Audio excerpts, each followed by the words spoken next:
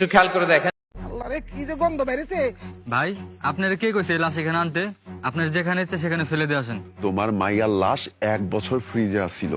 আমি খোঁজ পাইয়া এয়ারপোর্ট থেকে 50,000 টাকা খরচ করে তোমার মায়ের লাশ লই আইছি। 50,000 টাকা 50,000 টাকা খরচ করে লাশ লইছ। আমরা এই পচাগলা লাশ রাখতে পারবো না, টাকাও দিতে পারবো না। যা যা যা, যা, লাশ লয়ে যাও।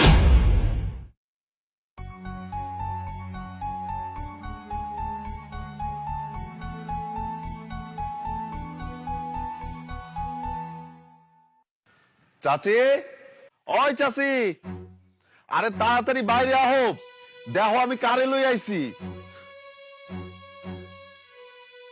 আরে কেডায় কোন জায়গায় আছো, তাড়াতাড়ি আহো।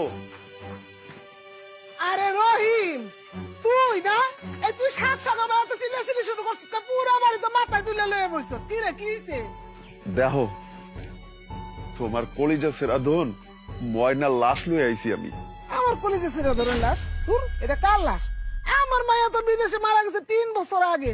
আমার মায়ের কথা শুনছি যে লাশ বলে চাপা দিয়ে দিছে ওই দেশে। এ নাইবো কি করতে? এই তুই মিছা কথা কস কে রে? আল্লাহ রে কি যে গন্ধ বেরিয়েছে।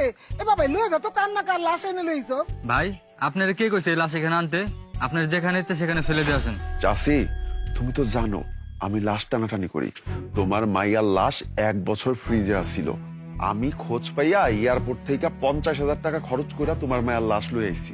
50,000 টাকা 50,000 টাকা খরচ করে লাশ লইছ? কি পচা গন্ধ বাইছে, কার না কার লাশ হ্যাঁ এই জায়গায় লইছস? ও বুঝতে পারছি, মানে আমাকে নতুন বাড়ি দিয়ে চোখ টাটাইতেছে তাই তো। মাইয়ার লাশের কথা কয়ে মানে আমার কাছে কিছু টাকা গলাইবার চাইতেছে তাই না? চাচি, এইটা তুমি কি কইলা? তোমার এই মাইয়ার লাশ লইয়া আমি ব্যবসা করুম? আমি তো ভাবছিলাম তোমার মায়ের লাশ পেয়ে তোমরা খুশি হবা।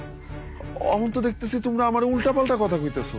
আচ্ছা, তুমি তো ময়না ছোট বোন, তুমি বরং এক কাজ করো, লাশের টাকাটা দিয়া তুমি এই লাশটা রাইখা দাও। আমি এত টাকা কোথায় পাবো?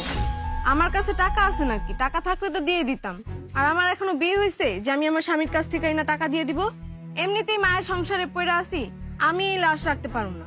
কি ভাই, তোমার যে বোনটা তোমাগুলা গিয়ে এতদিন এত কিছু করলো, তার লাশটা তোমরা নিবা না?